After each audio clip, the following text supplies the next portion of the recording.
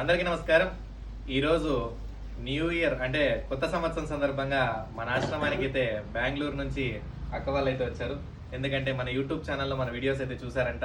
ఇక్కడైతే పిల్లలు పెద్దవాళ్ళందరూ ఉన్నారు కాబట్టి కొత్త సంవత్సరం స్టార్ట్ అయ్యే ముందు మనం కూడా ఒకసారి కేక్ కట్ చేసి వాళ్ళకి మనమైతే చాలా మంది వీళ్ళ బ్లెస్సింగ్స్ కోసం మనం వాళ్ళ దగ్గరికి ఎక్కడికో వెతుక్కుంటూ వెళ్తుంటాం. కానీ ఈరోజు మన ఆశ్రమంలో ఉన్న వాళ్ళకి అదృష్టం అనుకుంటా. ఎందుకంటే వీళ్ళే ఇక్కడికి రావడం, మనతో స్పెండ్ చేయడం, వీళ్ళు ఒక దేవుడితో సమానం అని చాలా మంది అంటుంటాము. ఒక దేవతలే మనకి ఈరోజు వచ్చారని నేనైతే భావిస్తున్నా.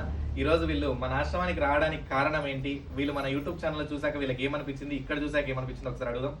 అమ్మ, మీరు యూట్యూబ్ ఛానల్లో చూసారు కదా, మీకు ఏమనిపించింది, ఇక్కడికి వచ్చినాక ఏమనిపించింది?